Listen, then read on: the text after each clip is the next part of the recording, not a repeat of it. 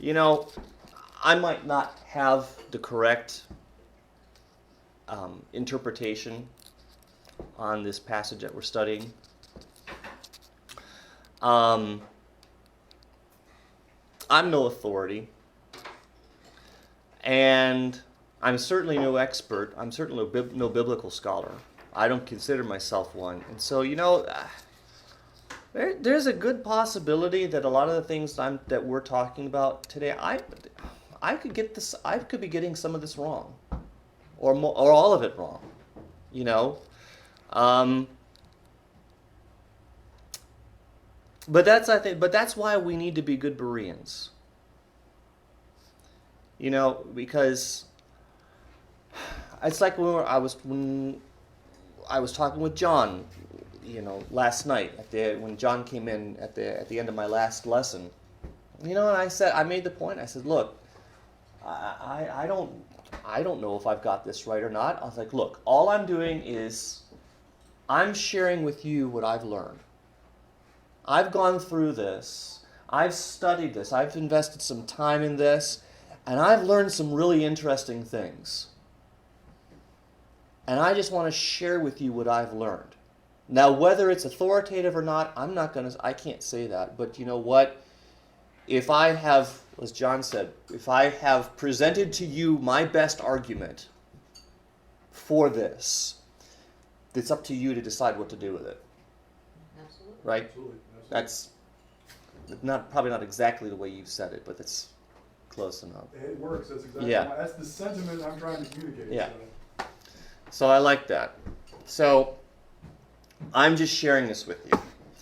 It's hard for me at this point to come up with any kind of introduction for this lesson, which is probably why I stood up there talking about colors of shirts and food and things like that. But we've covered so much material to this point in the previous 3 lessons. I don't want to go back and rehash everything that we've already covered. Obviously, I'll allude to various points in previous lessons when I need to. And if you're watching this lesson later on the video after it's posted, hopefully you've already watched the first 3 lessons in this series, and it should all be fresh in your mind anyway. So having that as my introduction, having that out of the way, let's just get right into it. We're going to pick up in chapter 14 of 1 Corinthians, right where we left off yesterday. In this next section, in verses 20 through 25, the Apostle Paul begins an entirely different line of thought. Now, I say entirely different line of thought. The topic is still exercising spiritual gifts in love. Okay? Chapter 14 is a more practical application of how this works out, what this looks like. So we're still dealing with that aspect of it, but he's kind of shifted gears here now. There's a dramatic shift in thought in verse 20. He has just concluded his last point about how giving thanks to God is more effective in words that are clearly understood than all the words anyone could ever speak in a foreign tongue that nobody understood. And then he says this in 1 Corinthians 14, verse 20, "Brethren, be not children in understanding, howbeit in malice be ye children, but in understanding be men." Now, if you're only reading this casually, this verse seems like it doesn't have anything to do with anything. It seems blatantly out of place. But I think this is Paul's way of getting our attention. This is Paul's way of saying, hey, listen up. I'm about to make a very important point here, and I want to make sure you understand this. So we have this dramatic boom. You've got this statement that's just, he's going along talking about tongues, talking about prophecy, and all of a sudden he throws in this stuff about being not children and understanding. He's like I said, I think this is his way of just saying, okay, pay attention now. Pay attention to what I'm about to say, because it's important that you get this. In both places in this verse, this word understanding is the word phrein. Phrein. or phrane, however you want to pronounce it, but I believe the correct Greek way of pronouncing this is frame. This letter right here, the eta, has a long A sound, frame. I want you to see this difference. This word frame is different from the word that was used up in verse 15. And if you've got your Bibles, you can kind of let your eyes drift back up to verse 15, and you see the word understanding translated there again in verse 15. It's a different word. In verse 15, that's the word nous, which has to do with the mind. Okay? Nouthetic counseling, right? The word nouthetic has this root word nous in it, which has to do with the mind. Okay? But this word frame literally refers to the midriff. Okay, I don't know if you can see this on camera. I'm pointing to my torso, right here. Your love ruffle. Okay? This is the word frame, referring to this part of the body right here. Okay. In this culture, the center of the body, okay, was considered to be the center of the deepest part of human emotion and cognitive faculties. Okay, the center of reason. All right, in our culture, we might refer to the heart. We might call it the heart. Okay, when we want to express the deepest parts of our being, we refer to our heart, don't we? So I love my wife with all my heart. Okay, or from the bottom of my heart. Well, where's the bottom of your heart? If your heart's here, the bottom of your heart's here. Oh, that's right in the middle. Okay, that's where the deepest expressions come from. Okay, this goes far deeper than just an intellectual acceptance of facts. Okay, Paul is talking about something in this verse that he wants them to commit to the deepest part of their cognitive abilities, their deepest faculties of reason. And he announces this as a way to get their attention. Listen up. Get this. Don't be children in this regard when it comes to this type of understanding. Don't be children when it comes to your capacity to reason with what I'm about to tell you. Be like a man. Have this fully developed, because I'm about to share with you something that is vital that you understand. And so this verse is like a big flashing strobe light, all right, or a flashing light on top of the police car. I guess they don't have the spinning lights anymore. They've all got the real bright flashing strobe lights now, okay? So he wants our attention. Okay, what does he want them to understand? And the next four verses deals with the gift of tongues as it relates to the Jews. Now, how do we know this? Well, because he starts out by referencing the law. In verse 21, it reads, "In the law it is written, with the men of other tongues and other lips will I speak unto this people. And yet for all that will they not hear me, saith the Lord."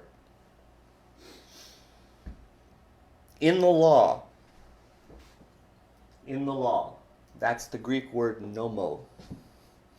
Nomo means law, or nomos. Okay, Paul talks about anomia or antinomianism, without the law. Okay, no law. That's the word nomos, which means law. And generally it can refer to the Mosaic law or the whole of the Old Testament scriptures. In this case, it would probably be the more general usage for the Old Testament, because this citation right here is from Isaiah chapter 28, verses 11 and 12. You might want to, if you want to write that down, go ahead. So he quotes Isaiah here. So in this case, who is this people? With the men of other tongues and other lips will I speak unto this people. Who would be the this people in this context? Would it not be Israel? Okay, so the Jews. Because we're dealing with the law, and also the source of the citation from Isaiah is written to the Jews. The sentiment in this verse is very similar to what's found in Deuteronomy 32:21. They have moved me to jealousy with that which is not God. They have provoked me to anger with their vanities, and I will move them to jealousy with those which are not a people. I will provoke them to anger with a foolish nation. Now look at what we have here. In 1 Corinthians, Paul is addressing Gentiles. He's addressing them with a passage that was addressing Jews. And what's interesting, Paul also quotes this same passage in Romans 10. In Romans 10:19, he actually quotes the same exact reference. But the idea is the same, that God would convict Israel. He would convict Israel of their rejection of him as their God, and also the rejection of Christ. And how would he work that conviction? They would see salvation being offered to the Gentiles, and this would provoke them to jealousy, to the point that it will ultimately cause them to turn back to God. And it's not going to happen until far in the future, until the end of the tribulation time. Okay? When Israel is about to be overrun by all their enemies, and finally Christ returns in the clouds, and they will call out to God, and at that time they will look up, and here's Christ returning with his host. And it says they will look on him whom they have pierced. He says, look up, for behold, your salvation draws nigh. Okay? That's when they'll finally believe. Okay? I don't think I put the actual reference to Isaiah. I know I didn't. I put it in my notes, but I didn't make a slide for it with the actual reference. Oh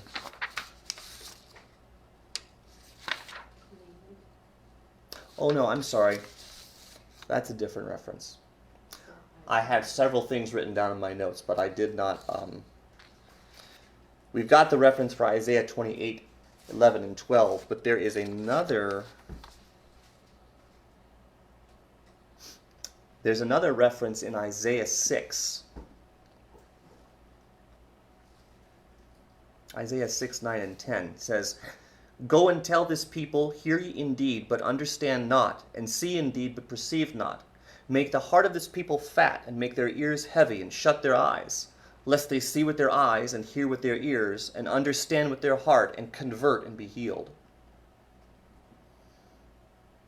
Oh, okay. Yes, that's right. That passage, the Isaiah 6, 9, and 10, is the passage that Jesus quotes in Matthew. In Matthew 13, verses 14 through 15, Jesus was asked by his disciples, why do you speak in parables? And then he quotes this passage. He says, in Isaiah 6. And then the Apostle Paul quotes that same passage again at the end of Acts. In Acts 28, Paul's being escorted to Rome to appeal his case before Caesar. And on his way to Rome, he encounters all these Jews, and the Jewish leaders in particular, and he's preaching to them and reasoning with them, and they reject everything that he's telling them about Christ. And he says, well said the prophet Isaiah when he said, hearing ye shall hear, or hearing you shall not hear, and seeing you will not see, and so forth. You're probably familiar with that. He says, you have this rejection of the gospel by the Jews on the whole, particularly the religious leaders, and then you have them being provoked to jealousy by the Gentiles being saved.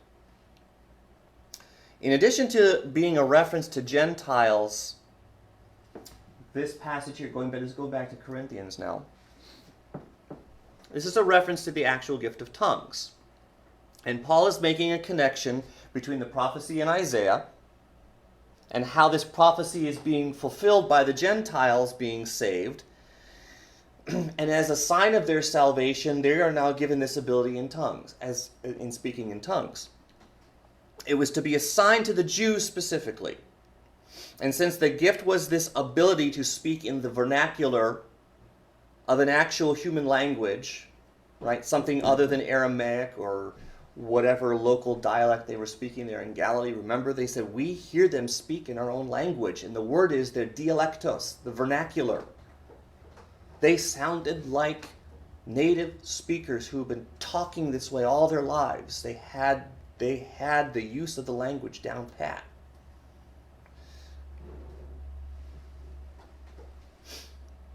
But then you actually have Gentiles speaking in tongues in Acts 10.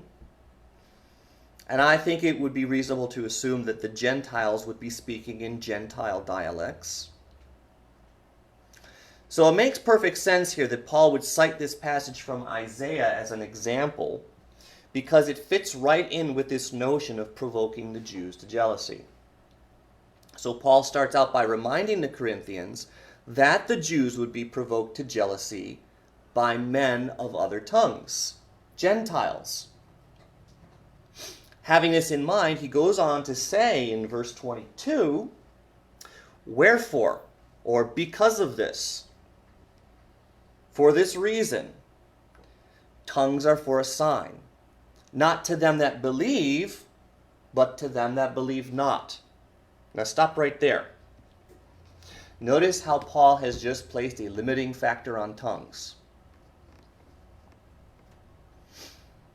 This is why tongues is a minor gift in the assembly. When he remember that we showed that list where he prioritized everything, and tongues was way down at the bottom of that list. He says it's a sign to them that believe not, and the believe not in this case is the Jews. Okay, that's the context. See, it's not that tongues isn't able to edify the body. It's that it has a very specific role in the body. It's to serve as a sign to unbelieving Jews. So all he's doing here in verse 21 and the first part of verse 22 is to explain this, to explain the limited scope of tongues. Now he switches again. He switches back to prophecy, to establish why prophecy, again, is superior. Why prophecy is superior to tongues. He says, but prophesying serveth not for them that believe not, but for them that believe. So the context is still the same here. The believe not are still the Jews, but what makes the gift of prophecy truly superior to tongues is that it is truly edifying to the body. And he gives another reason for that. Why is prophecy better? We looked at some of those yesterday in lesson 3. Why is prophecy better? Well, consider another hypothetical situation. Remember Friday, I talked about the grammatical structure in Greek of a third-class condition.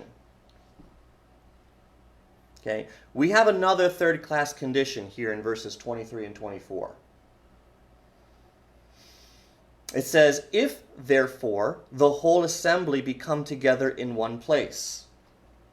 Now consider for a moment that this is the hypothetical situation. He says, consider for a moment that if hypothetically every believer in Corinth were all gathered together in one location, okay, and all speak with tongues, and there come in those that are unlearned or unbeliever, will they not say that ye are mad? Now this verse is not an argument for a church purpose building. Okay? Let me say that again. 1 Corinthians 14:23 is not an argument for a church purpose building. People will look at this and they'll say, look, the whole assembly came together in one place. No, they didn't. This is a hypothetical situation. We could look in the Greek. Remember our third-class condition we looked at in lesson number 2? The structure of the Greek tells us Paul is giving us a hypothetical example. Paul says, let us assume for a moment that you have every believer in Corinth just happened to be together in one place, and in walks an unbeliever, or those who are ignorant of the gospel, those who have no idea what Christianity is all about. Now you notice the context has changed. Now he's no longer talking about the limiting factor of tongues and how it's assigned to unbelieving Jews. Now the context is the superiority of prophecy among the assembly for the purpose of edifying the body. So an unbeliever in this case would be any unlearned or ignorant unbeliever who might just happen in this hypothetical situation. You might just happen to have an unbeliever who walks into a situation where you've got all these believers gathered together, and he witnesses them all jabbering away in disparate foreign languages. Now, what do you think his reaction is going to be? Are you all nuts? Why? Why is that going to be his reaction? Can't understand it. It's not going to make any sense to him. To him, it's going to look like mass confusion. Right? Did you have a question? I was trying to decide how that squares with the book of Acts, because that's exactly what happened in the book of Acts. And that was exactly the manifestation that the unbelievers were gravitated to, because they heard their own tongues spoken by men they knew didn't belong there. Right. And I understand that. And I wrestled with this too. Believe me, I was going through this section and I'm wrestling with this. I'm trying to figure out, because it does seem like he's contradicting himself. Well, this is not himself, because the book of Acts, Paul is nowhere in the book of Acts in doctrine. Right. But you've actually made a very interesting distinction here. I like it. I'm just trying to figure out how it places in conjunction with what the book of Acts renders. Right. And at this point, the only answer I have for this right now, and like I said, this is going to require a lot more study. But at this point where I'm at right now, the only thing I can see in here is Paul is making Paul is focusing on the inferiority of tongues versus the superiority of prophecy. And the reason that tongues is inferior is because it was limited in scope as assigned to Jews. Yes, Paul? I'll make a statement in regard to what I do know about tongues. Mm-hmm. For certain, one of the purposes of tongues was to convince the Jews that the Gentiles were also right. heirs of the Jewish promises. Right. And that was Acts 10. Right. And that was in Acts 10. Mm-hmm. Because at Pentecost you have the setup. Mm-hmm. The Jews all witness what's going on with the tongues. Right. Then Peter's sent to, what was it, Cornelius' house? Right, Cornelius. Okay. Mm-hmm. In Caesarea. So, not coincidentally, he brings a group of the Jews. brothers with him. Right. He brings believing Jews with him, yeah. Believing Jews with him. Mm-hmm. Well, and these guys were important, Mm-hmm. okay? It could also be argued some of them were part of the Pharisee delegation, which were also prominent in the Jerusalem church, okay? Converted Pharisees, Mm-hmm. okay? So basically they go to Cornelius' house, convert these Gentiles to the Lord. Peter goes back, he's in hot water. Mm-hmm. He gets called on the carpet, right? Mm-hmm. So he goes, he meets with, I think, James and some guys in Jerusalem. Okay. I forget if James was there or not, to give an account of going to the Gentiles. And here's what he says. He tells the whole story. Mm-hmm. And he said, then when the Holy Spirit came upon them, mm-hmm. They spoke in tongues as mm-hmm. we did at Pentecost. Right. And the conclusion is, well, God must be offering salvation to the Gentiles as well. Right. Right.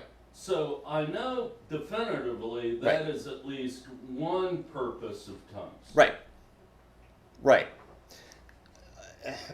Here's the thing. There is clearly there's a tie to Acts chapter 2 in this, and what happens.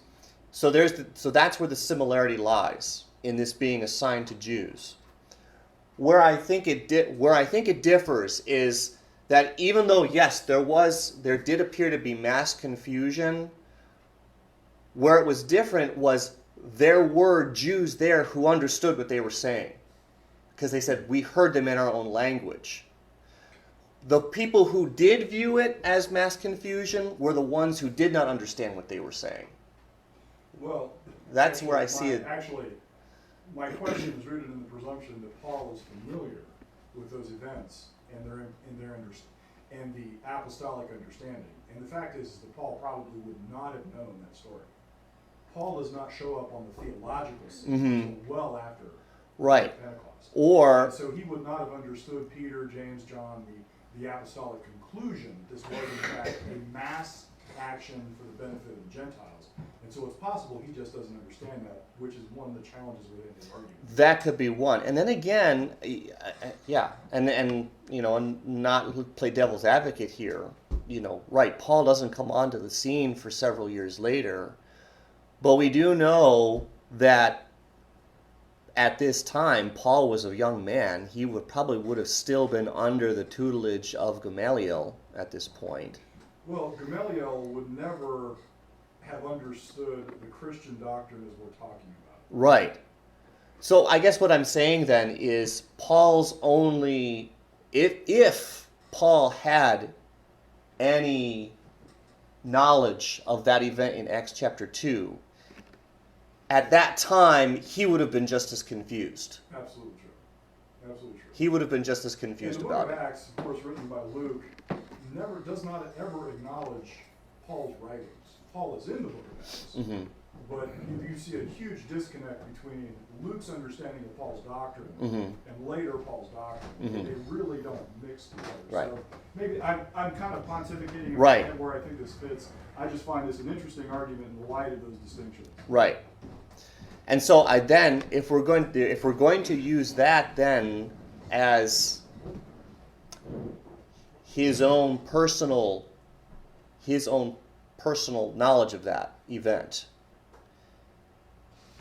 he's giving this hypothetical example because of his own experience. Because of his own experience. I see. It's good. That's good stuff. So his experience is going like, these guys are all nuts, right? Right. So that's good. Yeah, like I said, I really got stuck on this chapter for quite a while. I went back and forth, and I wrote something down like, no, that's not right. That conclusion doesn't seem right. It's just at this point, this is the best I can do, and maybe we're onto something here, but this is where we've got some learning to do. This is worth some additional study. Could not it also be application of principles, but in two totally different settings and circumstances? Well, I think the challenge is that Paul is identifying his hypothetical here is exactly what happened on the day of Pentecost. And that's from his perspective. And from his perspective. Well, assuming that he was privy to that event, or he was a participant in that event at any level, he is basically discounting what happened in the book of Acts, when in fact the book of Acts specifically says it was valuable because of what Paul is discounting. That's the disconnect. And that's what I'm actually observing here. But Paul's argument is interesting because he is offering a hypothetical, and that would be the uninitiated's reaction. Watching somebody speak in tongues is a little confusing if you don't know what the heck you're looking at. Yeah. So I'm empathetic to the dilemma here. Yeah. And so given that then, if that's our conclusion, what would be the uninitiated's impression of Christianity? Well, if it really is it's babbling, then of course they think it's Yeah. stupidity. He throws a but into this equation. Still hypothetically now. Still hypothetically. Because here again, if there should come, and you don't see this in the English, but in the Greek, you have the form of if plus the verb in the subjunctive voice, or excuse me, the subjunctive mood, this mood of probability, which establishes this third-class condition, which is a hypothetical situation. So here's another hypothetical situation. If all prophesy, and there come in one that believeth not, or unlearned, the uninitiated, as John put it, that one who is uninitiated is convinced of all. He is judged of all, and thus the secrets of his heart are made manifest. And so falling down on his face, he will worship God and report that God is in you of a truth. Okay. If he hears you, this uninitiated person walks into this hypothetical group of believers, and he hears you all talking about God. He hears you prophesying. Remember, the technical understanding of the word prophecy means to forthtell or to speak in front of. Okay?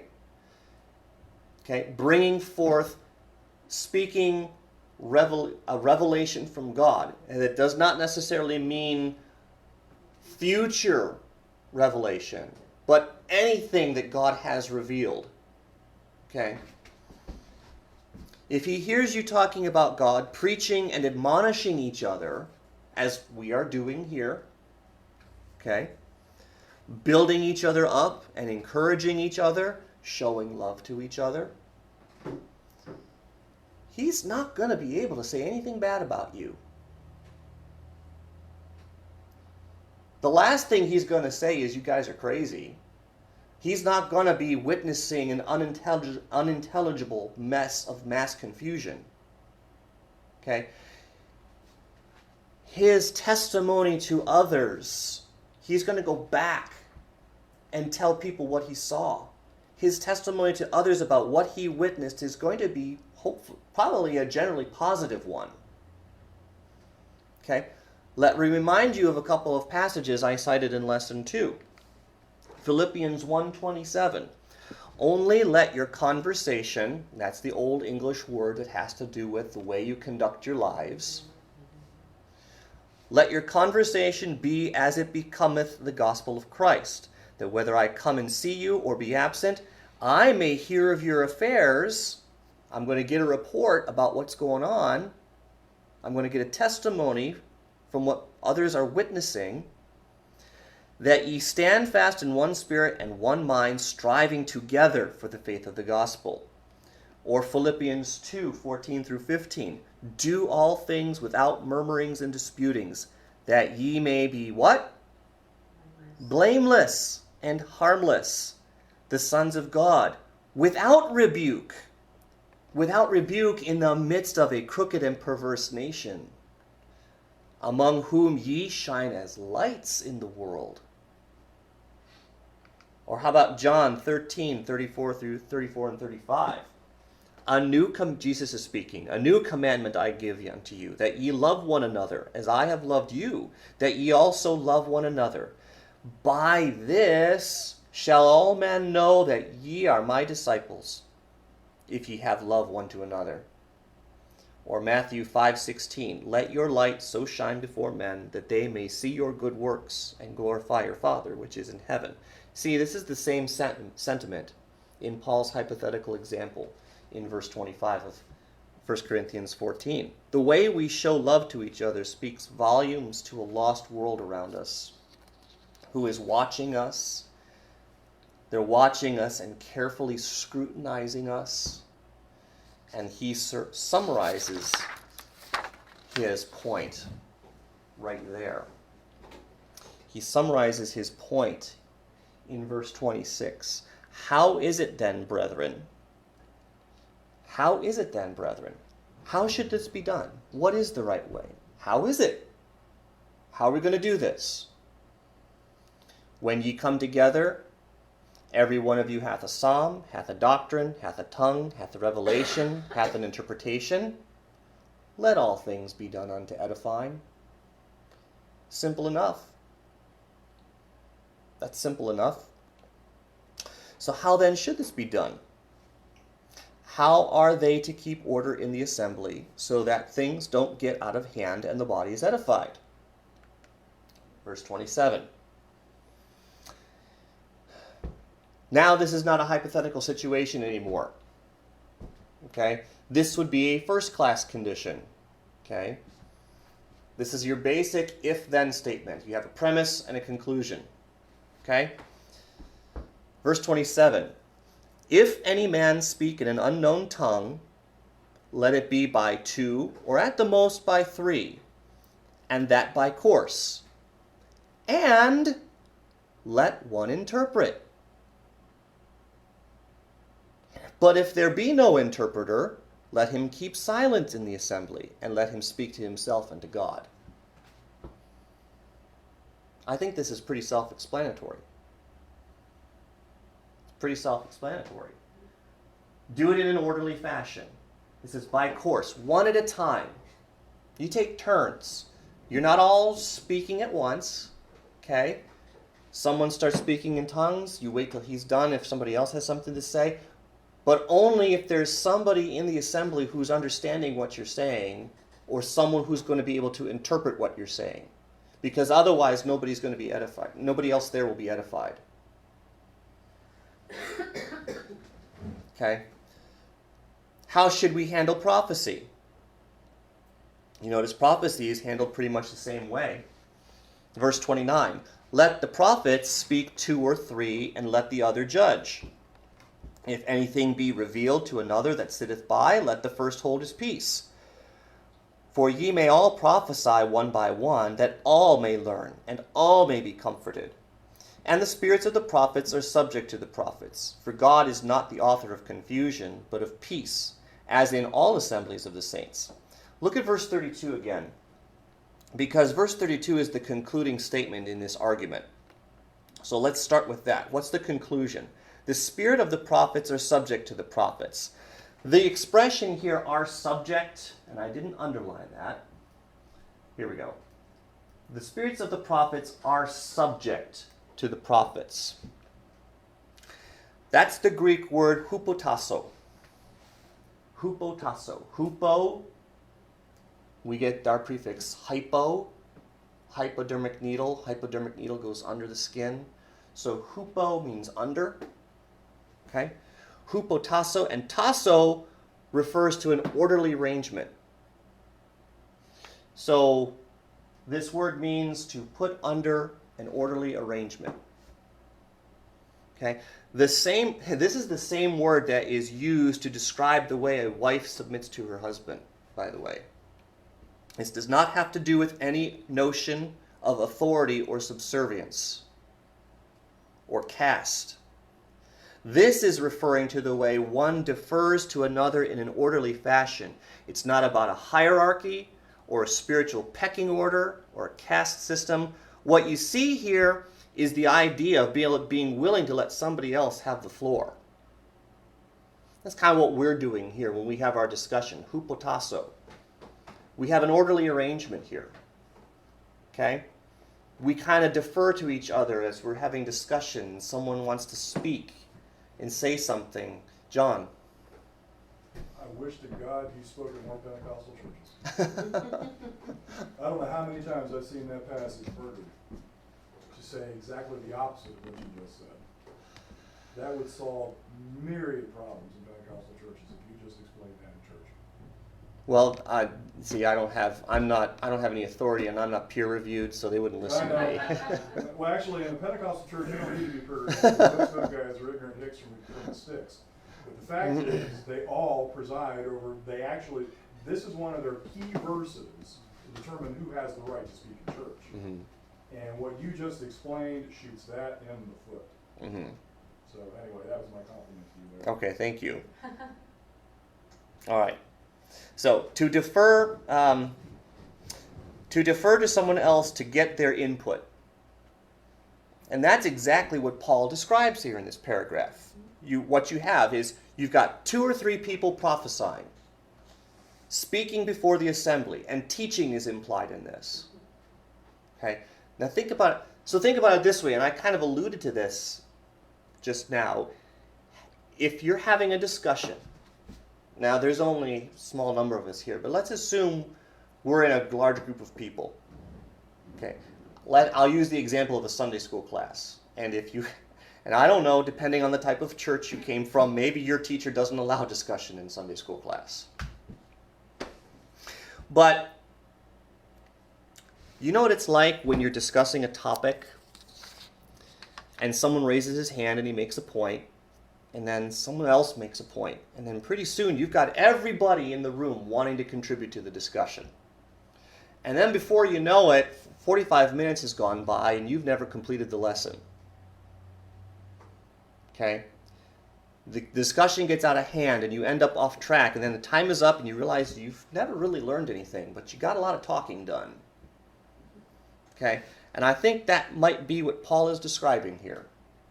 You know, everybody wants to contribute to the teaching time, but that's not practical.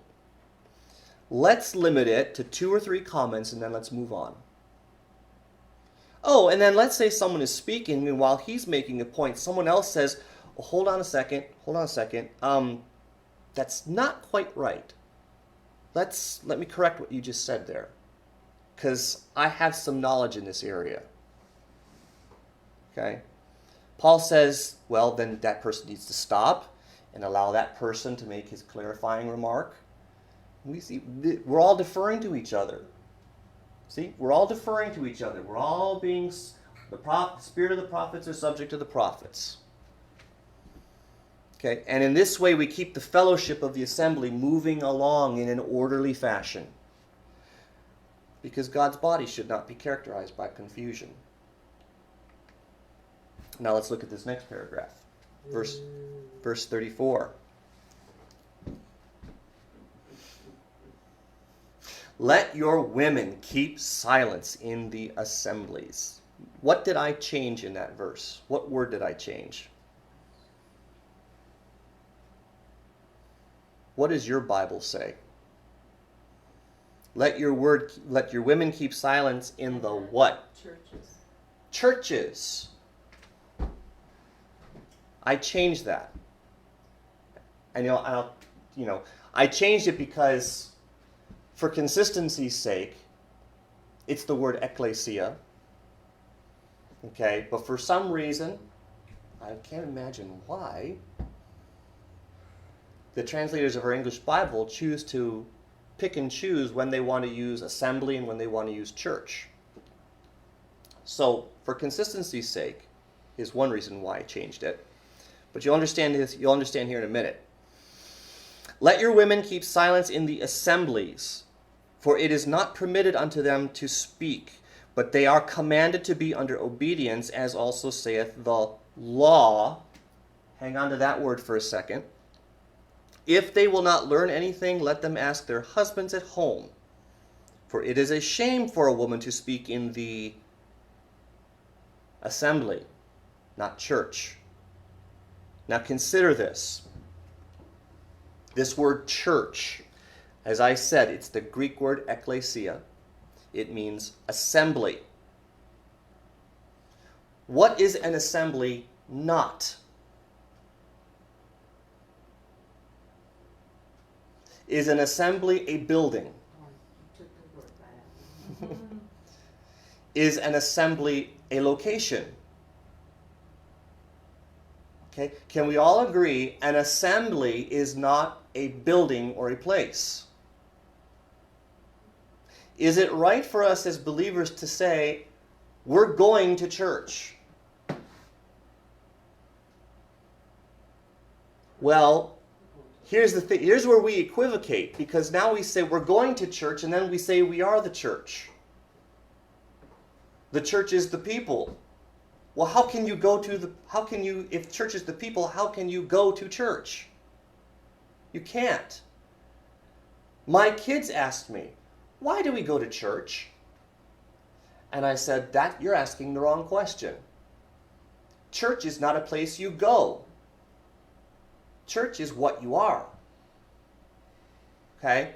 So let's understand that. You realize how hard it is to undo that mindset? Every time you hear the word church, what's the first thing you think of? You think of a building down in the corner. The place you go to on Sunday. You can't help that. And this is what we've got to really work on changing about our thinking. Church is not a religious term. Ecclesia is not a religious term. It is, hear this now, ecclesia is a secular term. It is a secular term because it's used to describe any ad hoc assembly of the populace for a political purpose. Let me say that again.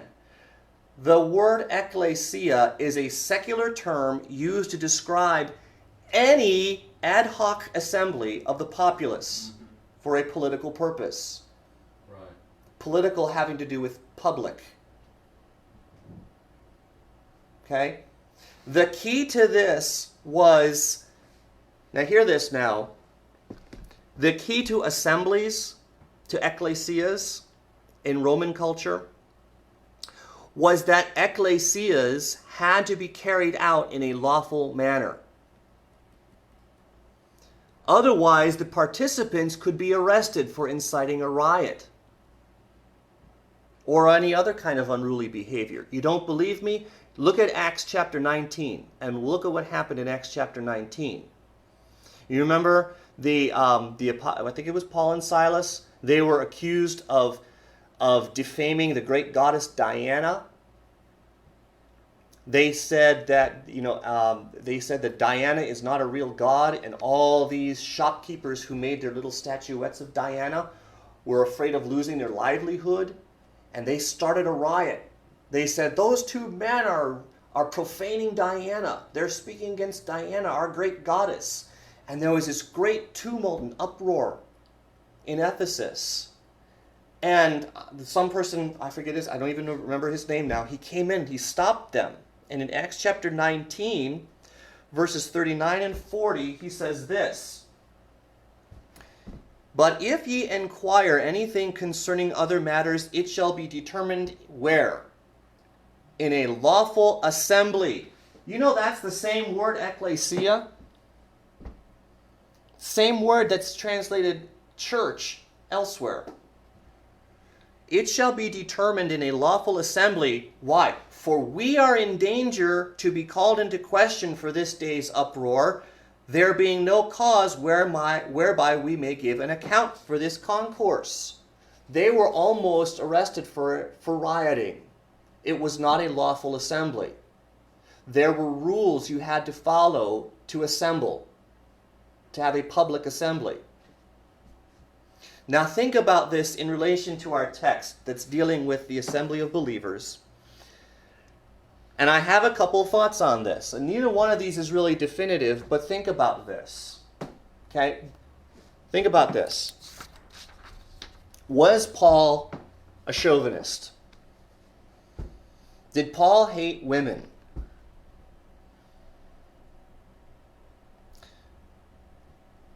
Let's think about it this way. It could be that the assembly of believers, when they assembled for their fellowships, remember, assemblies had to be lawful. Did the assembly of believers, when they assembled, did they have to adhere to the same laws that governed secular assemblies? Now think about what possible laws could possibly govern secular assemblies. How were women regarded in Roman culture? John? That's actually a pretty good argument. How were women I really regarded like in where you're Roman headed with culture? this. What's that? They were regarded as, what, third-class citizens? Mhm. Maybe at best? Yeah. So, because historically that's read as if that is a reflection of Jewish law, but I can't think of any Jewish law that requires women to be silent. Mhm. And in actual fact, we see Jesus elevating women consistently within the body as equals in the faith. Mhm. So it's very, actually your interpretation here is very interesting because that, basically what you're saying, if I understand where you're going with this, Mhm. is that Paul is saying, wait a minute, we need to be obedient to existing law, which would be Roman law, Mhm. and let the women be quiet because Romans thought they should be quiet. Mhm. That's pretty good, Andy. Mhm. Yep. Yep. The stipulation for women to keep silence was a matter of Roman law pertaining to such, since women were afforded very few rights as citizens. Right, Susan? You know that in your study of marriage. How were women regarded in marriage relationships? Here's the other thing. There's another way you could look at this, and it's very close to the same idea. It could also be that Paul was not necessarily referring to an assembly of believers, but rather when believers participated in secular political assemblies. Remember the same words used for both.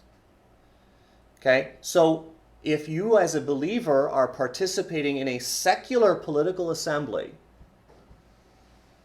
he was instructing women, yay, you've got great liberty because you are a child of God. You have this liberty in Christ. Okay, but women, remember, we're in a Roman society here. So women, remember, you need to obey the Roman laws. And you cannot, because of your liberty, you cannot be emboldened to voice your political concerns in public. Okay? Now, like I said, I have no... Yes, John? Actually, because you're actually exegeting the background for this, Paul's whole argument revolves around the public manifestation of Christians in, like, your earlier passage, his hypothetical Yeah. is a public manifestation. Mm-hmm. So he's categorizing church gifts in context, at least on some level, Mm-hmm. to what the unbeliever would see. Mm-hmm. And so, following that same logic, he is I think you're right. I think Paul, I've never seen it this way before, but I think you're right. I think Paul is making an appeal to a sensitivity to Roman law, Mm-hmm. not a prohibition of women speaking in general, Mm-hmm. because these are actually group public manifestations. Yeah. I really think you're onto something here, dude. Mm. And you know, if that is, and it makes a logical conclusion, rather than being a chauvinist, he's trying to protect Yeah, exactly. It's just the opposite. Mm-hmm. from having to deal with the consequences of breaking Roman law. Mm-hmm.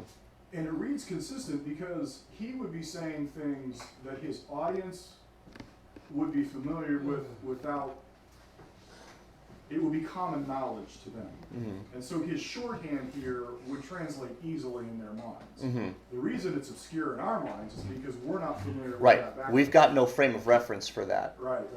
Yeah. This is pretty good, Andy. And so you've got the Protestant church twisting themselves into a pretzel trying to explain this. Yep. All right, let's wrap this up. This last paragraph puts the concluding remarks on this subject and wraps everything up for us. What? Came the word of God out from you, or came it unto you only? If any man think himself to be a prophet or spiritual, let him acknowledge that the things that I write unto you are the commandments of the Lord. But if any man be ignorant, let him be ignorant.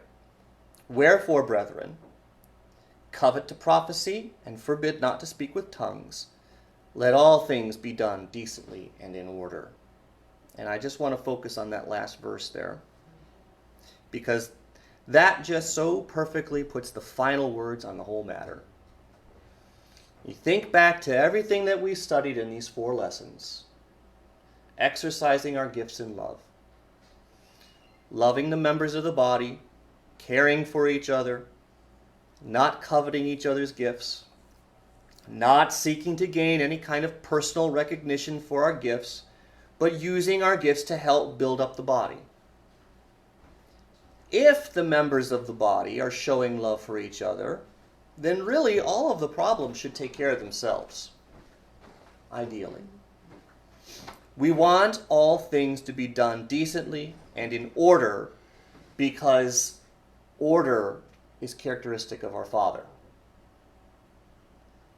It's the characteristic of our Father. That's how the world will know that we are God's children, when they see the way we love each other.